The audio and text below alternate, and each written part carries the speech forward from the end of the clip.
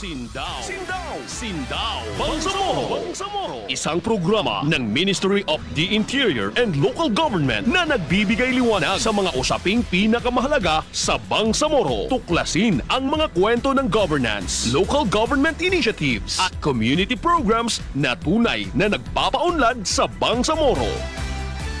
Makinig sa makabuluhang talakayan kasama ang ating mga lider, eksperto at mga tagapagpatupad ng serbisyo publiko sa Bangsamoro Government. Tatalakayin ang mahahalagang batas, pulisiya at ihahatid ang pinakabagong balita tungo sa mas matatag, mas transparent at mas inklusibong rehiyon. Sindao, Bangsamoro, tinig, talino at tuwid na serbisyo para sa Bangsamoro. Mapapakinggan sa DXMS AM, DXOL FM, Radyo Suara Tawi-Tawi, 99.1 Sunlight FM, NDBC Hulo, NDBC Libak at NDBC UP Maguindanao del Norte tuwing Huwebes at Biyernes mula alas 6 hanggang alas 7 ng gabi. Sindao, Bangsamoro, Sindao, Bangsamoro.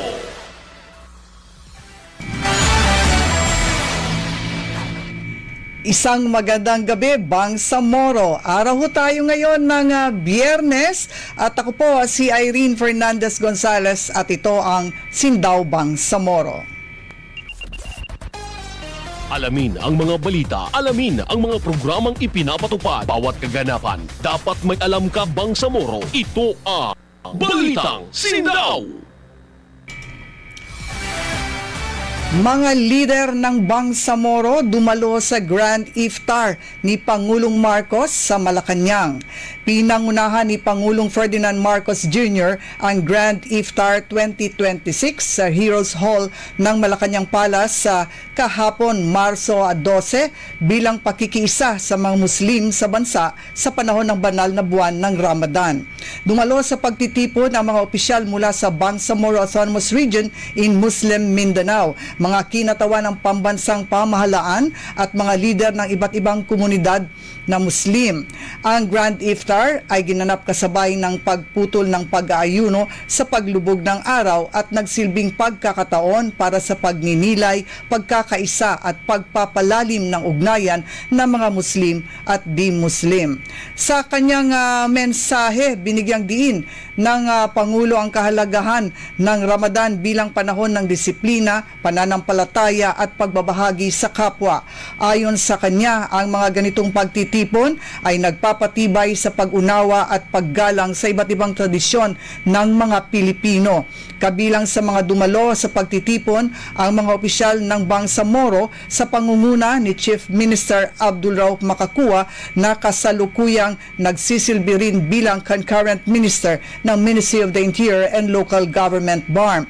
Ipinakita ng kanilang pagdalo ang patuloy na pakikipagtulungan ng Bangsamoro government at ng pambansang administrasyon sa pagsusulong ng kapayapaan, kaunlaran at pagkakaisa sa Mindanao.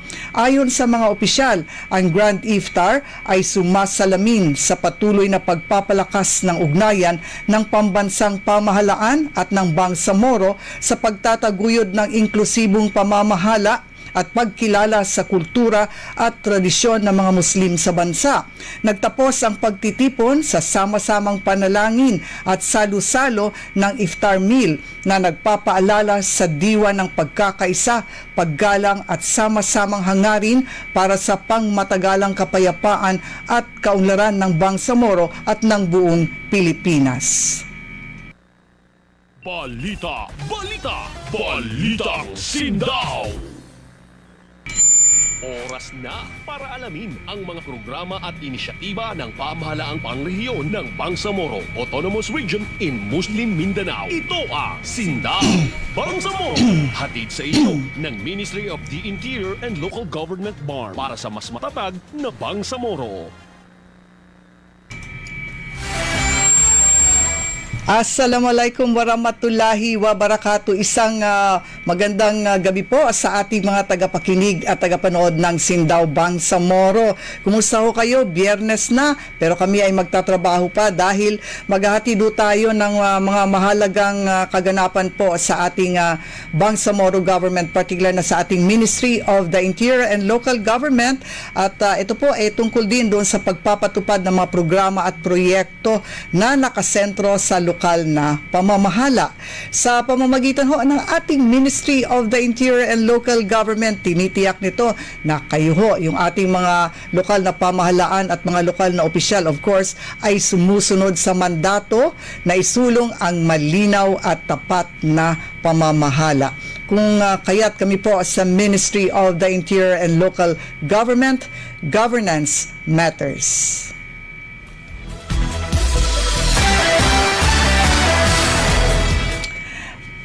Para ho doon sa mga nag-aabang sa ating hatid kaalaman, tuwing meron ho tayong episodes dahil series ho itong ating hatid kaalaman, batiin ho muna natin, gusto naming batiin yung mga nakamonitor sa radyo at sa ating Facebook live streaming. Napapakinggan, napapanood din ho tayo sa DXMS AM at DXOL FM Cotabato, pati sa live streaming din po nila, So suking-suki ng Sindao Bangsamoro ang DXMS at DXOL FM. Napapakinggan, napapanood tayo sa Radyo Suara Tawi-Tawi 99.1, Sunlight FM, NDBC Holo, NDBC Lebac at NDBC UPI sa Maguindanao del Norte. And of course, naabot din ho ang ating programa dyan sa area ng Lanao del Sur, syempre Maguindanao del Sur, del Norte, at dito sa may area ng Special Geographic Area po, at sa area ng Basilan, Sulu at Tawi-Tawi. Yan, magandang gabi po muli sa inyo. At para ho sa ating hatid kaalaman, kung kayo ay nakinig ho sa atin, nakamonitor ho sa atin via Facebook live streaming, kagabi ay binigyang diin natin ang pagpapatibay ng lokal na pamahalaan sa BARM sa pamamagitan ng ating isinusulong o pinapalaganap na nilalaman ng ating Bangsamoro Local Governance Code, at nakasentro na ho tayo doon sa implementing rules and regulations ng nasabing Bangsamoro Local Governance Code. Kasama ho dito sa ating hatid kaalaman yung papel ng ating Ministry of the Interior and Local Government at ng ating Bangsamoro Local Government Academy. Pati na rin ho, tinalakay natin yung diminution of benefits at rules of interpretation. Yan yung ilan, So ngayong gabi, ano po ba ang sentro na ng ating hatid kaalaman? Makakasama ho natin si BLGA Director at siya ring BARM Ready Head, Director Muhammad Farsi Bombet Abutasil. At alam niyo po ba na tinutukan din ho natin ang ordinansa tungkol sa buwis, kung paano ito dapat na unawain o intindihin at ipatupad, para sa mas makatarungan at epektibong pamamahala ho ng ating mga lokal na pamahalaan. At ngayong gabi, tatalakayin po natin itong tungkol ho doon sa kapag ka may alitan o usapin sa komunidad, maaring isaalang-alang ang mga nakagawian at tradisyon ng mga tao bilang mahalagang gabay sa pagdidesisyon. Pakinggan ho natin si Director Bombet Abutasil. Yes, local customs may apply. Nasa civil code naman ho natin yan at nasa ating BLGC. I think they should really just study the internal rules and regulations of the BLGC and how they interpret it. Kung wala naman sa provision ng BLGC, yung customs of the place nila, pwede naman mag-apply. Oo. For the meantime, like for example, kung very common kasi nangyayari sa ating kultura, Ma'am Irene, yung bayad ng utang, like ninako niya yung manok ko, pabayaran ko sa kanya ng ganito. May computation man yan. Hindi ko rin alam kung magkano yung computation. So, it really, ang custom of the place may apply.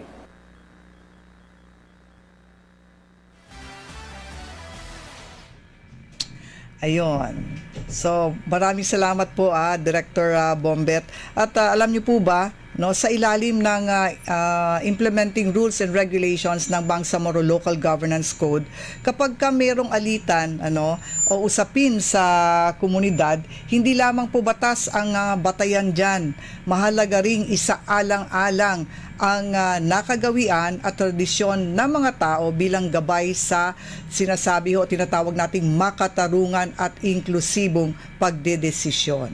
Magbabalik kami. Tuloy-tuloy ang talakayan para sa mas maunlad na Bangsamoro Autonomous Region dito sa Sindao, Bangsamoro.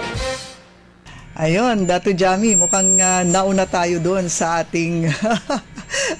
Sige, tuloy-tuloy ho tayo. At bilang pagtatapos doon sa ating hatid kaalaman, dahil maikli lang po yun, tungkol sa ating Bangsamoro Local Governance Code, IRR, may panawagan po si Director Muhammad Farsi Bombet Abutasil sa lahat ng ating mamamayan ng Bangsamoro Region na ito sabi niya, sama-sama ho nating suportahan ang mga batas at na atin mismo at magtulungan sa pagpapatuloy ng kapayapaan. Alamin ho natin kung ano pa yung mga gustong iparating sa atin na panawagan ni Director Abutasil. Well, ang aming panawagan is sana sama-sama tayo dito sa ating paglalakbay. Matagal na panahon na pinaglaban ng MILF ang natatamasa nating peace ngayon. Politics will come and go. It will always remain.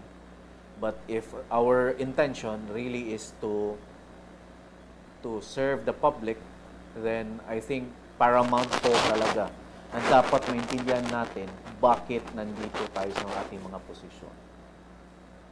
One thing na we can do really is study the law passed by us, meaning us here in the Bangsamoro. Hindi lang dito sa parliament. Whether we like it or not, pero atin ito na batas. So sana suportahan natin ang gawa natin at sana ho ay mag-cooperate tayo para sa pagpapatuloy ng usaping pangkapayapaan.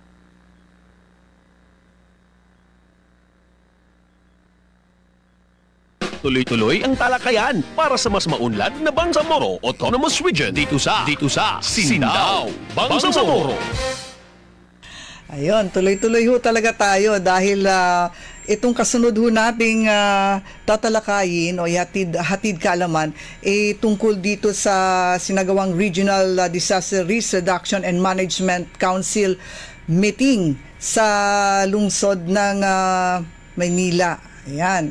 At makakasama ho natin ngayong gabi si Jofel Delicana. Siya ang Chief Research and Planning Division ng BARM Ready o Bangsamoro Ready. Ito gusto nating malaman para din makapagbigay po siya ng update sa mga ano po ba yung mga tinalakay doon o pinag-usapan sa nasabing meeting dahil gusto din nating malaman yung kung meron po bang mga agreements palisiya na napagkasunduan para ho doon sa maayos na koordinasyon sa usapin ng disaster preparedness and resilience sa Bangsamoro Region. Nasa linya? Wala pa? Okay, sige. Subukan nating tawagan muna via phone patch po tayo ngayong gabi at gusto nating malaman yung mga nailatag ho natin na usapin ngayong gabi tungkol sa isinagawang Regional Disaster Risk Reduction and Management Council meeting sa lungsod ng Maynila. And kasama ho din sana natin si Director Bombet Abutasil, pero alam ho nating busy din po, So, sige, subukan ho natin yan na tawagan muna bago doon sa ating i-feature din na MLGOO mula sa area ng Wao, Lanao del Sur. So, i-try natin because it's already 6:20.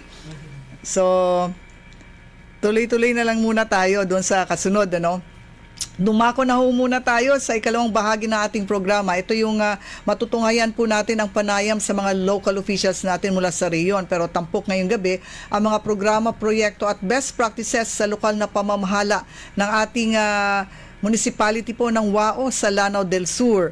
Simulan natin sa ating bisita ngayong gabi via Zoom si Mustafa Said, Municipal Local Government Operations Officer ng Wao sa Lanao del Sur. Katuwang ng ng LGU, no, si Mustafa sa pagpapatupad ng mga programa ng MILG para sa mas mahusay na pamamahala. Pero ito yung gusto nating pag-usapan at itanong kay Mustafa. Kumusta ka muna, Mustafa? Bumati ka muna. Ayan, walang volume. Good evening po, Ma'am Irene. Yan, Good magandang evening po sa lahat ng ating mga manonood ngayon at tagapakinig. Yan, sige. Magandang gabi din sa iyo, Mustafa. At ito yung ating gustong i-showcase, kumbaga, sa ating talakan ngayong gabi. Functionality in governance. Pag sinabi ho natin ganyan, meron tayong transparency, yung aspects ng transparency, accountability, at inclusivity. Ano? At sa parteng ito, no, ano ang mga programa at proyekto ng MILG na nakatulong sa WAO upang mapaangat yung antas ng kanilang pamamahala, no? Kung i-compare natin nung nakaraang taon at yung observation mo ngayong ilang buwan na na-assign ka diyan sa WAO Lanao del Sur. Inuulit ko po, magandang gabi po sa ating lahat. So yun nga po, Ma'am Irene, through the ministry ho, no, nakinabang po ang LGU WAO, hindi lang po ang LGU WAO, kundi lahat na ho ng ating mga LGUs through the BARM regions sa iba't ibang capacity development programs po, gaya ng intensive coaching sa governance assessment. Nandyan po yung programa ng ating ministry, yung local governance functionality appraisal. Nandyan rin po yung compliance po natin sa full disclosure policy, at suporta po sa formulation ng mga lokal na polisiya at plans. So particularly nung nakaraang taon po through the initiative ng MILG Cluster Mahusay, so meron pong clustering ang na practice ang Lanao del Sur. So nagkaroon po ng training right shop sa paggawa po ng kanilang peace and order and public safety plan. Okay. Nakasama po doon yung LGU WAO. So malaking tulong din ang Strengthening Local Government Functionality Program, kung saan tinutukan ang pagpapataas ng functionality po ng ating mga local special bodies. Magandang yan balita yan, Mustafa, from WAO Lanao del Sur, dahil alam naman din natin na talagang performing ang nasabing municipality, no, in terms of sa ganitong aspeto ng paggogobyerno o yung tamang pamamahala. So hindi ka ba nahirapan dahil pagbibigay ng technical assistance, no, sa mga LGUs, no, trabaho ng MLGOO yan. Hindi ka ba nahirapan? Ano yung mga challenges na encounter mo when it comes to providing yung sinasabi nating trabaho mong pagbibigay ng technical assistance? Bilang MLGOO po, kahit mahirap, kailangan po natin gawin. So kahit ngayon nga po, yung travel time ko papuntang WAO mag-report is almost 3 hours. So from dati kasi sa PO, sa provincial office ako na-assign. So 30 minutes lang yung travel time ko mula sa bahay. So ngayon is medyo challenging. So ang nangyayari is talagang natutulog ako doon sa WAO. So doon muna ako nagsistay every week. So uwi ako ng weekends. So yun ang isang challenge. At saka isa rin ang maganda po kasi sa WAO is yung hindi mo kailangan ng masyadong tutukan kung ano ba yung mga yung tutukan kung ano yung kumbaga ang WAO nga yung nabanggit niyo WAO kanina, ang LGU WAO is isa sa mga functional na mga LGU. So konting push lang is na ko-comply kung ano yung kailangan natin gawin, at saka kung ano yung kailangang programa na ipatupad po sa ating komunidad. Pero nabanggit natin na like performing at kung merong gustong ipatupad ay nagagawa ng LGU WAO. Pero concern tayo doon sa mekanismo para masiguro na yung sinasabi nating accountability ng mga opisyal at kawani, no, na namamahala o nagdadala nitong ating local government unit ng WAO.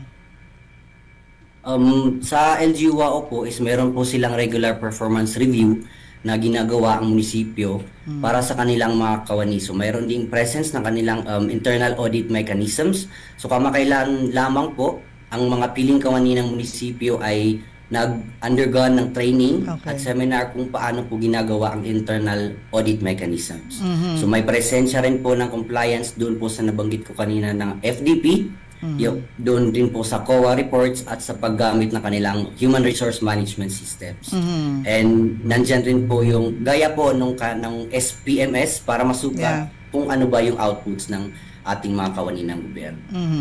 Alam mo, kaya natin ito tinanong Mustafa, para yung mga nanonood sa atin ngayon, no, and nakikinig via sa radyo, of course, malaman nila kung itong ating mga local government units sa BARM talagang functional ba, no? Gumagalaw ba, kumikilos ba? Pero kitang-kita naman natin kahit na silipin ho natin sa Facebook, no, yung ilan sa mga programs and projects implemented and activities gumagalaw yung mga LGUs natin. Yun lang talagang minsan isa sa mga challenges kapag ka malayo na yung mga LGUs na yan, mga municipalities na yan, may challenge tayo na mahirap yan marating. Pero saludo rin ho tayo sa area ng Sulu at Tawi-Tawi, no, and even Basilan. Talagang meron silang paraan na ginagawa para mabisita at yung mga MLGOs ay talagang nagre-report sa kanilang respective LGUs, no, kung saan sila naka-assign. Sige, hold your line, magbabalik ang Sindaw Bangsamoro. Tuloy-tuloy ang talakayan para sa mas maunlad na Bangsamoro Autonomous Region dito sa Sindaw Bangsamoro. Ayan. At alam niyo po ba, sa paglipas ng mga taon o panahon, kapansin-pansin nga yung mga pagbabagong nagaganap, no? Tungkol doon sa performance status ng ating mga LGUs, katulad ng nabanggit ko kanina, like ang WAO. Hindi lang ang WAO, ang dami na ho dahil kamakailan lang ay sinagawa yung 6th pagkilala para sa mga natatanging lokal na pamahalaan sa region, at may mga awardees po tayo diyan, no? Ito yung sinasabi natin na nagkaroon na yung level ng kanilang performance ay tumaas na. Ang dami ng LGUs na meron tayo ngayon. Mula sa mas maayos na pamamala hanggang sa aktibong pakikilahok po ng ating mga mamamayan, nakikita na rin ho natin yan. And ito rin, meron ho talagang sinasabi nating ordinansa na kung bakit kailangan kumilos yung ating mga lokal na pamahalaan. Ito, kailangan din natin itanong kay ang tawag nito, kay Mustafa, no?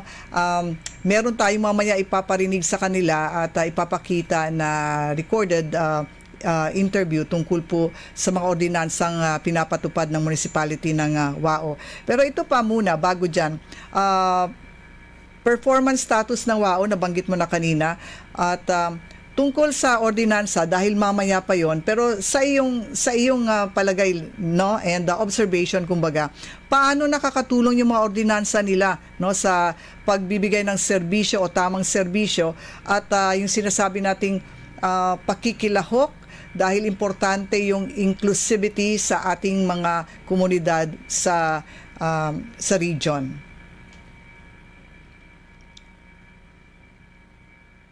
Walang volume. Mike, go ahead. So with regards naman po doon sa ating mga ordinansa, yung ating mga local issued na mga ordinances, ang mga ordinansa tulad ng nandyan po yung ating revenue code, yung ating environmental ordinances, traffic regulations, at iba't ibang social welfare ordinances ay nagbigay ng mas malinaw na framework sa pagbibigay ng serbisyo. Sa garbage collection naman po, for example, is nakasaad sa ordinansa na hindi ikokolekta yung mga basura na hindi segregated. So, kumbaga, mas nakasaad sa ordinansa na hindi kokolektahin ng mga basura na hindi segregated at source, at ito ay naipapatupad po ng maayos ng ating LGUs. Yung mga garbage collectors strictly implementing this policy, kaya makikita po ang disiplina ng mga tao when it comes po sa mga basura nila. And napalakas din po nito ang participation ng community dahil may public hearings at consultations po bago to ipasa. So nagkaroon ng predictability at consistency sa pagpapatupad ng mga serbisyo at pulisiya. Ganda nun, Mustafa. kailangan talaga na merong consultation sa ground sa ating mga barangays. Tama yung sinabi mo na para kung merong mga i-implement na mga bagong ordinansa, dapat alam nila at pwede pang mag-comment, di ba?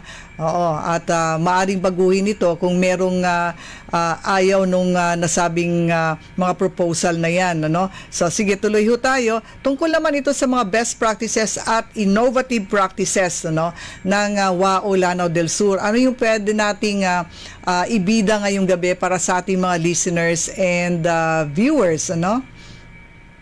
Andun naman po sa best practices is kamakailan lamang po this February ang araw ng WAO nagse-celebrate po ang WAO ng kanilang araw ng WAO kung saan nandyan rin po yung kanilang Cariala Festival. So it's a two weeks if I'm not mistaken na celebration ng kanilang araw ng WAO. So meron pong mga different activities na nandyan na kinakandak. Nandyan po yung search for mutya ng WAO and mayroon din pong mga night cafe na ginaganap during po ng kanilang araw ng WAO at saka ng kanilang Cariala Festival. Okay. Sige. Mustafa, tuloy tayo sa ating talakayan. Ito, kailangang malaman din ng ating mga listeners and viewers, kumusta yung ating kumikilos ba? Yung ating Municipal Anti-Drug Abuse Council at yung ating mga barangay Anti-Drug Abuse Council or committee natin sa barangay. Kasi mahalaga ito at may koneksyon doon sa sinusulong nating kapayapaan at kaayusan kumbaga sa ating mga municipalities sa rehiyon. Yes po ma'am. Sa kasalukuyan po ngayon is meron na lamang pong 7 barangay ang WAO na hindi pa po na drug cleared. At saka yun may naka-schedule na rin po na training for the renewal po ng kanilang CBDRP accreditation this last week po ng March. So ang MADAC po ay ang nagbibigay ng direksyon, coordination at policy support sa ating mga anti-illegal drugs programs sa munisipyo. Samantalang ang BADAC naman po ay sila yung nagsisilbing frontliner po natin sa baba para po maisagawa yung mga drug clearing operations, monitoring, advocacy campaigns at saka mga community-based interventions. Sa mga ganitong activities, Mustafa, na-involve ka rin ba? Yung sa CBDRP team is kasama po ang MLGO dyan. Member po yung MLGO natin dyan. And during naman po sa deliberation ng kanilang drug clearing is usually kasama po talaga ang MLGO dyan doon sa pag-deliberate ng kanilang mga drug clearing documents. And when it comes to doing yung reports mo, kasi may mga reports kayo na sinusumite, di ba, sa region, ito lahat ay included doon sa mga reports mo, like you are involved doon sa isang programa for MADAC and BADAC in the municipality. Yes po ma'am. Ang MADAC po usually yung reporting nila is sinasubmit po yan sa POC, sa Peace and Order Council. So ang POC po sila yung magsasubmit ng report through po yung sa mayroon po tayong tinatawag na online system or doon po sa reporting ng Peace and Order. Yun po yung Peace and Order and Public Safety Plan, Policy Compliance Monitoring System. So before po mag-report ang POC is kailangan niyo po munang kunin yung report ng ating anti-illegal drugs or Anti-Drug Abuse Council kasi doon din po siya i-report sa ating POPS PPCMS, and sa Peace and Order Council po is Head Secretariat po si MLGO. So talagang tinitingnan po ng naming mga MLGO na kailangan lahat po ng reports na submitted po sa ating compliance monitoring system is talagang nanggaling po sa ating council on MADAC at saka sa POC. Okay. Hold your line, Mustafa, at magbabalik ang Sindaw Bangsamoro pagkatapos ng paalala. Ating alamin ang mga programang ipinapatupad ng Pamahalaang Bangsamoro para sa mamamayang Bangsamoro dito sa Sindaw Bangsamoro. Katapusin natin ito.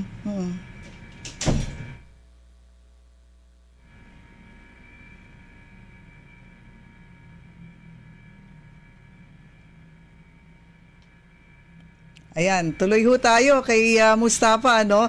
At nakaantabay na rin ho sa atin yung kasunod na kakapanayamin natin ngayong gabi. At of course, narinig na ho natin na ngayong araw yung mga mabuting naibahagi sa atin ni Mustafa tungkol sa pamamahala dyan sa WAO sa Lanao del Sur at sa kanyang trabaho bilang nagpo-provide ng technical assistance sa munisipalidad ng WAO. At ito po ngayon ay gusto ho nating parating sa inyong lahat. Nagkaroon ho tayo ng request sa municipality ng WAO at pinagbigyan ho tayo para malaman ho yung mga ordinansa na naipasa at nagkaroon ng impact or tulong sa komunidad nila, no, sa mga barangays nila mismo. So ito po at mapapanood ho natin at mapapakinggan si Honorable Rex Wagas, Sangguniang Bayan Member Chairperson on Committee on Ways and Means, no, at Committee on Agriculture. Ibabahagi ho muli yung mga ordinansang naipasa sa nasabing bayan. Good afternoon, magandang hapon po sa ating lahat. Ako po si Councilor Rex Wagas in the Municipality of WAO, Lanao del Sur. I am handling the three committees, which is the Committee on Environment and Natural Resources, and Committee on Agriculture, and Committee on Ways and Means. Being the committee chair of the Environment and Natural Resources, we had been approved the resolution approving and adopting the 2026 to 2035 Bangsamoro Forest Land Use Plan of the Municipality of WAO, Lanao del Sur, just to manage and protect in a sustainable way ang ating pong kagubatan. So meron po tayong ginagawa, meron po tayong classification at meron po... Ayan, balik ho natin dahil walang audio, no? Hindi natin marinig. Mustafa, ayusin lang sa technical side. Okay, yun nga, mga ordinansa, gusto nating malaman na gaano ka-epektibo yung mga naipasang ordinansa at nabanggit ni Mustafa kanina, merong consultation sa mga leaders, no? Diyan sa WAO at pati sa communities po nila, mga barangays nila. Ito, syempre, kailangan para walang reklamo kapag ka na-implement na yung mga ordinances na yan, no? And ito pa, gusto rin ho nating iparinig mamaya, no? Sana meron pa tayong time. Si Honorable Bilya Caras, Sangguniang Barangay Member din, Chairperson Committee on Women, dahil buwan ng ng Women's Month ngayon. So mahalaga ding malaman natin kung ano po ba ang merong mga activities para sa ating mga kababaihan dyan sa WAO Lanao del Sur. At yung kay Honorable Rex Wagas, sinaayos pa ho natin. Medyo may problema tayo sa technical side. Baka pwede na nating i-lodge muna si Jofel Dilicana sa technical side. Oo. Para ma-phone patch na lang muna natin at siyang unahin natin saglit.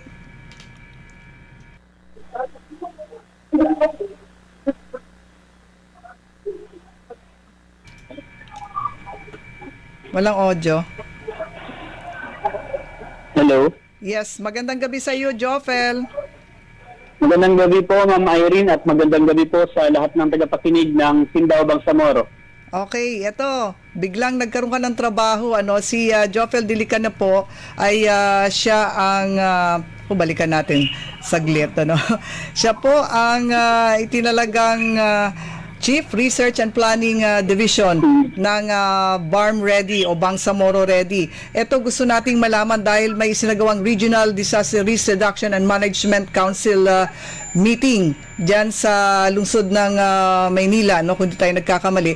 At gusto nating malaman para updates, kung ano po ba yung tinalakay doon, meron po bang pinag-usapan o meron po bang mga agreements na ipinasa o natapos para mas maayos pa yung koordinasyon, yung usapin ng disaster preparedness and resilience sa ating Bangsamoro region. Jopel? Yes po, Ma'am Irene. Umpisahan ko na lang po sa ating mga updates. So on behalf ng ating Bangsamoro DRM Council Chairperson, walang iba kundi si Honorable Abdurauf Makakuha at ang aming Director, si Sir Bombet Abotavil. ang aming mga tinalakay sa Bangsamoro DRM Council joint meeting with the ARPOC ay una, ang incidents na monitored sa BARM for the first quarter. Na nakatala nga po tayo ng 31 na incidents na nai-report sa atin at ang pinakamaraming bilang po riyan ay ang fire incident na may 8. Pangalawa po ang flooding incidents at pangatlo naman po ang armed conflicts na may 6 naman. Notable po dyan sa fire incident ay yung mahigit po sa 1,390 na mga pamilya sa Lamion, Bungaw. Ang nasunugan po, ito na po yung by the seashore na barangay na kung saan naman po may inihahandang tulong pinansyal din po ang OCM o Office of the Chief Minister na ipapadaan po sa pamamagitan ng tulong ng MILG at ng Bangsamoro Ready. Okay. Yes, Go ahead. po. Nabanggit din po sa ating report yung sea mishap na naganap sa Basilan. Ito po yung paglubog ng barko na kung saan galing ito sa Region 9 port sa Zamboanga City papuntang Sulu. Yun nga lang sa kasamaang palad ay nagkaroon ng insidente sa Basilan na area of responsibility. So nai-report rin po natin yan. At tinanggap naman po ng council yung report. Ito po yung unang parte ng aming agenda. Okay. Pangalawa naman po ay na-discuss din namin dito ang pagkakaroon naman po ng 4 na DRM committees, pagpapastrengthen ng ating disaster prevention and mitigation, disaster preparedness, disaster response and early recovery, and disaster rehabilitation and recovery. Sa pamamagitan po ng pag-strengthen ng committees na ito ay mas mabibigyan po ng pansin ng mga committee vice chairpersons ng MOSP, MILG, MSSD at BPDA. Yun pong mga kailangang gawin na mga pagpupulong na hindi na nangangailangan pa na magpulong yung malakihang group. Kumbaga, ang mga aksyon ay maaaring gawin na ng mga small groups lamang ng ating mga ministries, offices, and agencies. So ito po muna yung dalawa pong mga agenda. Meron pa po actually another dalawa po, pero sa ngayon po, Ma'am Irene, baka po may mga verifikasyon patungkol dito sa mga committee ito. Pero meron ba mga agreements na nilagdaan para mas mapagtibay pa yung mga planong yan na nailatag nga doon sa council meeting? Meron ba?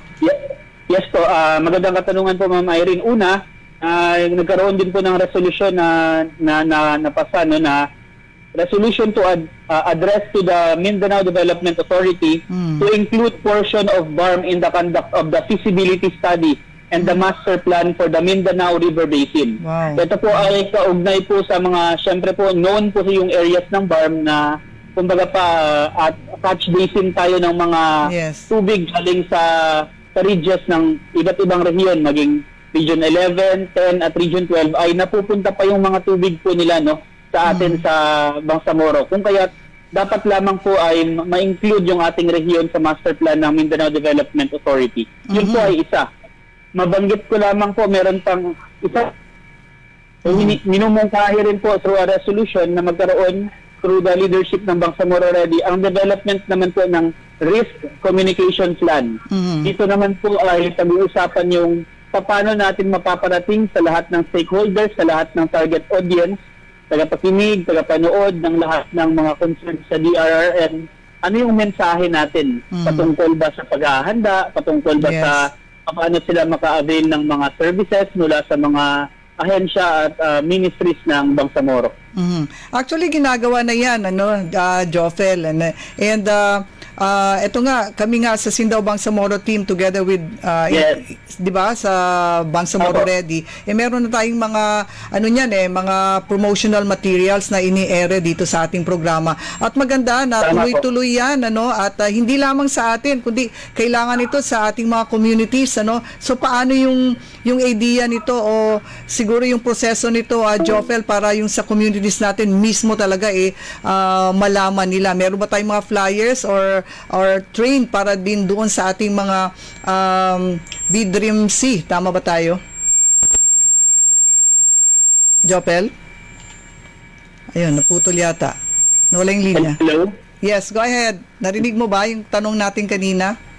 Yes po, Ma'am Irene. Ang ideya po nito, no, tama po kayo. Actually, ongoing na po itong mga aktibidad na ito. Ang gusto nating mangyari ay ma-institutionalize Yan.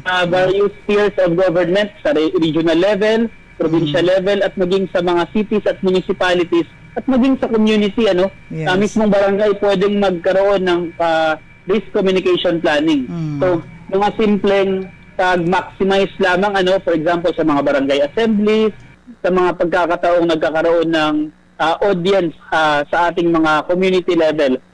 Tatarget din po natin yung schools sa pamamagitan ng MBHTE at maging mga pribadong sektor sa pamamagitan ng DOLE at MTIT. So, sa kabuuan, komprehensibong plano po para sa targeted audience na mga mensahe patungkol sa disaster preparedness and disaster readiness. Okay, sige. Meron ka pa bang gustong idagdag at kung wala na, tayo ay nagpapasalamat, Jofel? Yes po, maraming salamat po sa Sindaw Bangsamoro at kami po ay malugod na tatanggapin namin yung sa susunod pa po na mga panayam. Maraming salamat po. Okay, maraming salamat po. Muli, si Sir Jofel Delicana, Chief Research and Planning Division ng BARM Ready o Bangsamoro Ready. No, katuwang ho tayo dyan sa kanilang information dissemination at maganda na kailangan, tulad ng sinabi niya kanina, nabanggit niya kanina, na kailangan na marating natin yung ating mga komunidad dahil mahalaga po ang direct na naapektuhan kapag may mga calamities yung mga communities po natin, di po ba? Pero ngayon, tuloy-tuloy ho tayo, balikan natin si Mustafa Said, MLGO ng WAO na Lanao del Sur. At kanina nga, ang dami na ho nating natanong sa kanya hanggang sa dun sa ordinansa. Pero dahil nabanggit natin yung tungkol sa ordinansa, ay okay na ba yung video natin? Sige, ipaparinig ho natin at of course mapapanood nyo si Honorable Rex Wagas, Sangguniang Bayan Member, Chairperson, Committee on Ways and Means at Agriculture. At dito ibabahagi yung mga ordinansa na naipasa at nagkaroon po ng impact nito sa komunidad. Positibo po ang mga nagawang ordinansang ito at nakatulong. Pakinggan ho natin, narito. Good afternoon, magandang hapon po sa ating lahat. Ako po si Councilor Rex Wagas in the Municipality of Wao, Lanao del Sur. I am handling the 3 committees, which is the Committee on Environment and Natural Resources, and Committee on Agriculture, and Committee on Ways and Means.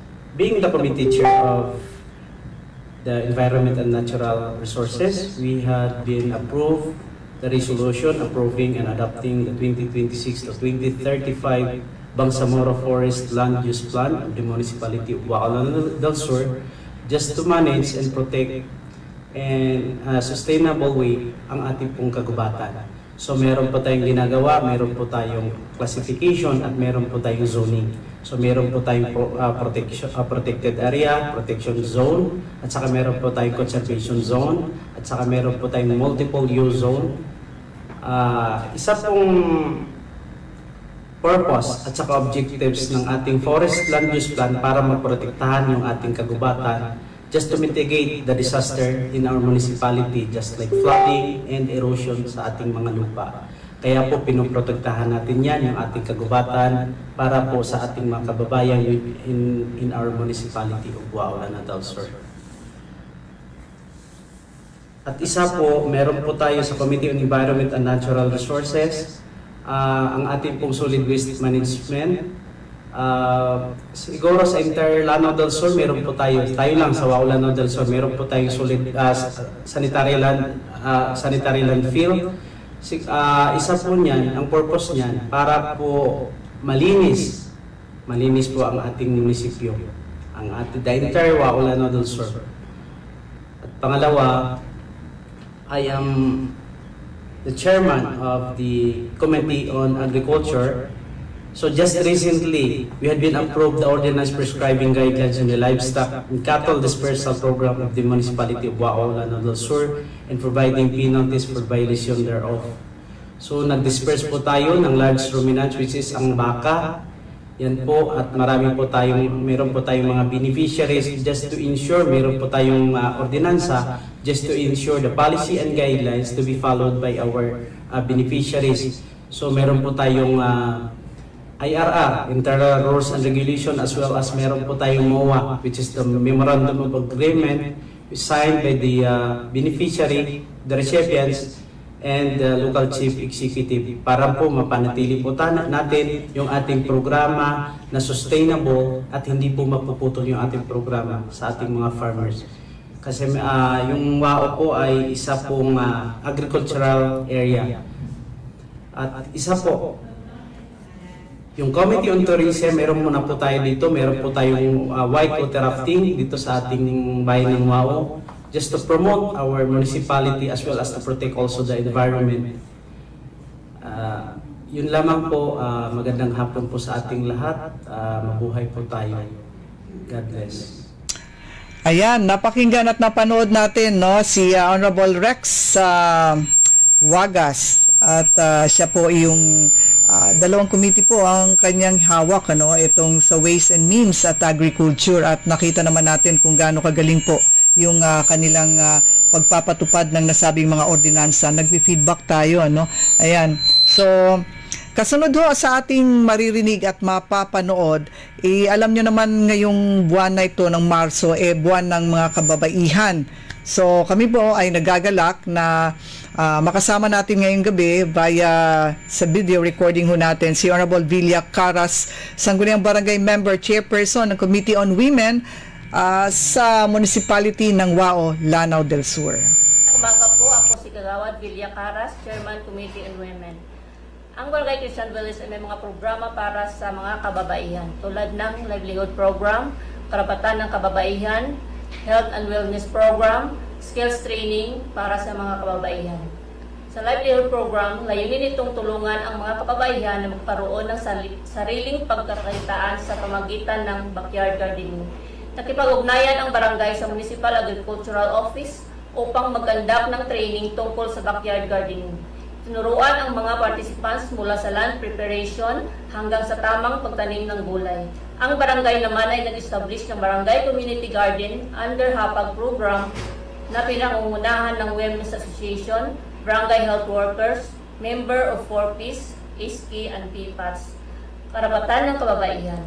Pagsagawa ng orientation tungkol sa RA 9262 or VAUSI Law, karapatan ng kababaihan, protection against abuse and violence. Nag-imbita ang barangay ng resource person from WAO MPS, Women's and Children Protection Desk para mag-conduct ng orientation para sa mga kababaihan. Pangatlo, ang Health and Wellness Program, mga programa para sa kalusugan ng kababaihan tulad ng free medical check-up, maternal health services, breast cancer awareness, nutrition program para sa mga buntis. Open ang Barangay Health Center ng Barangay Christian Village para matugunan ang pangangailangan ng ating barangay sa kalusugan, lalo na sa ating mga kababaihan. Ang pang-apat na programa ng barangay is skills training para sa mga kababaihan. Mga pagsasanay ng bigay ng kasanayan tulad ng rug making, nagsagawa ng training para sa rug making ang ating mga kababaihan.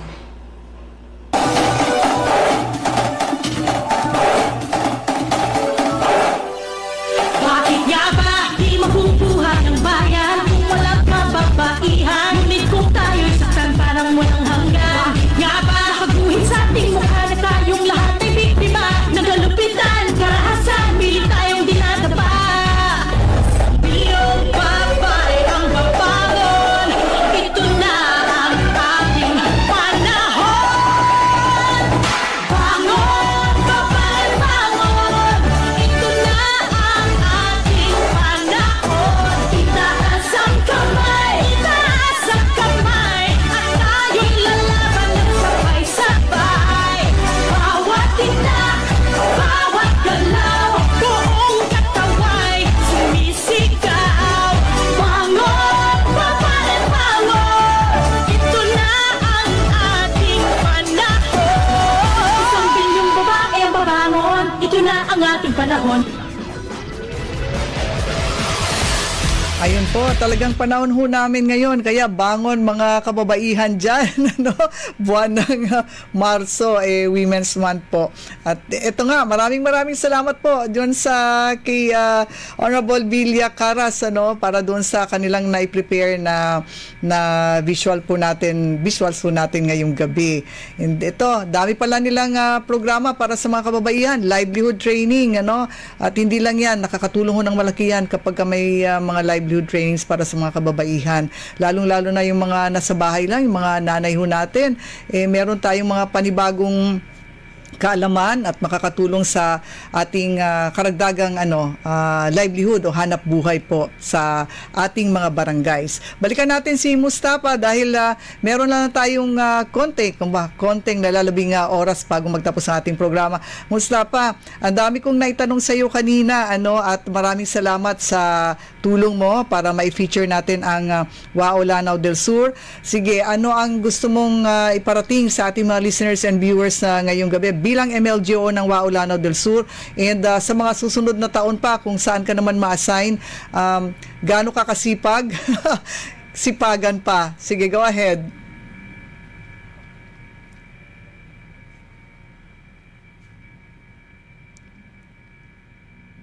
Go ahead. Magandang gabi po sa lahat ng ating mga viewers ngayon. So, yun, bilang isang MLGO po, actually, hindi pa ako nag-2 months sa WAO. Although I was previously assigned din sa ibang munisipyo din before ako nalagay sa provincial office.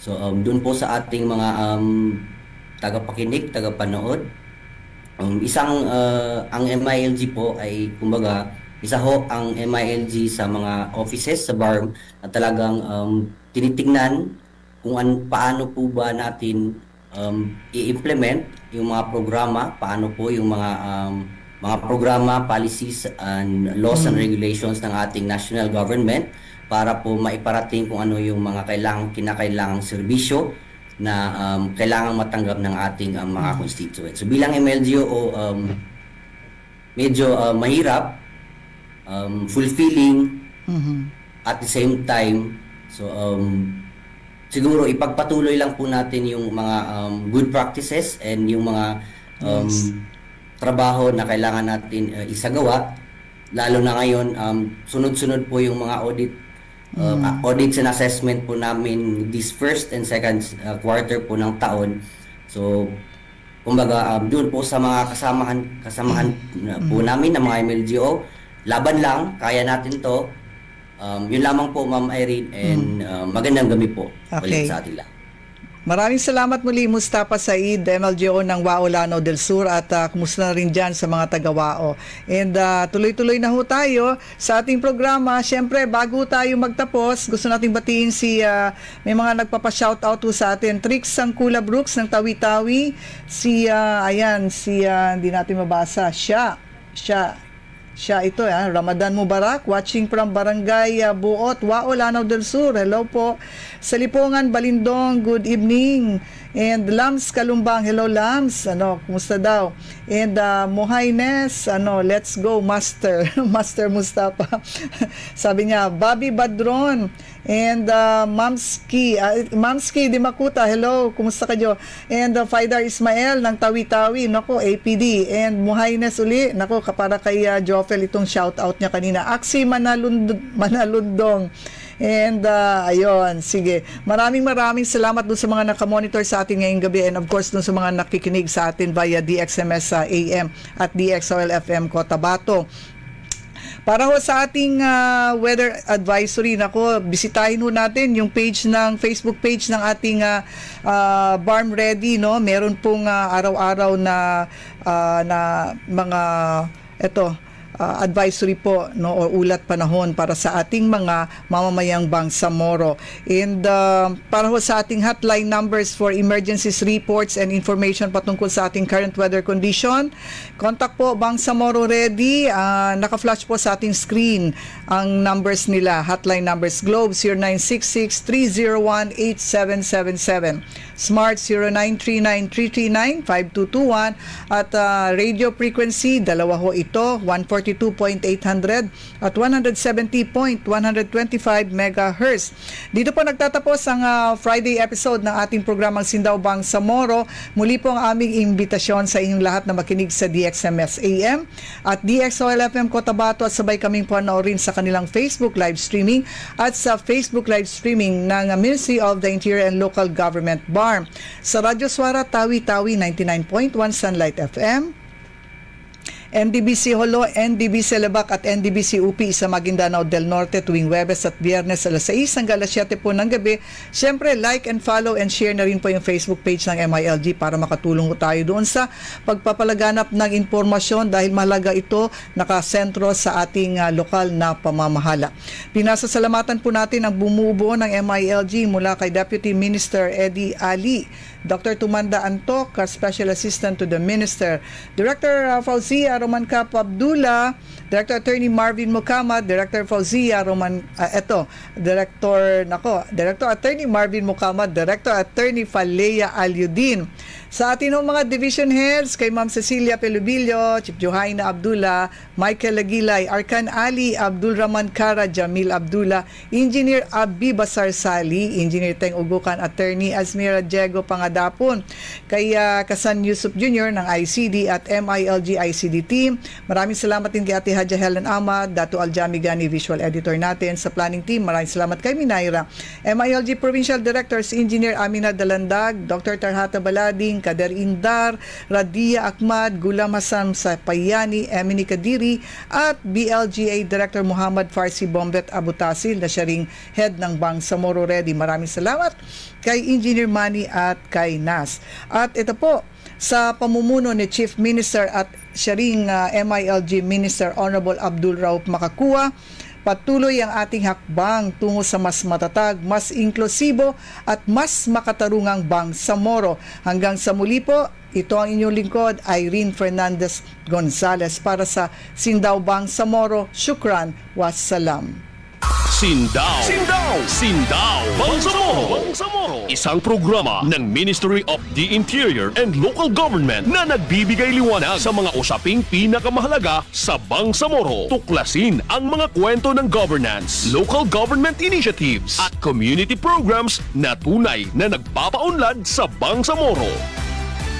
Makinig sa makabuluhang talakayan kasama ang ating mga lider, eksperto at mga tagapagpatupad ng serbisyo publiko. Sa Bangsamoro Government, tatalakayin ang mahahalagang batas, pulisiya at ihahatid ang pinakabagong balita tungo sa mas matatag, mas transparent at mas inklusibong rehiyon. Sindaw! Bangsamoro! Tinig! Talino at tuwid na serbisyo para sa Bangsamoro. Mapapakinggan sa DXMS AM, DXOL FM, Radyo Suara Tawi-Tawi, 99.1 Sunlight FM, NDBC Holo, NDBC Libak at NDBC UP Maguindanao del Norte. Tuwing Huwebes at Biyernes mula alas 6 hanggang alas 7 ng gabi. Sindaw! Sindaw! Bangsamoro! Sindaw! Bangsamoro!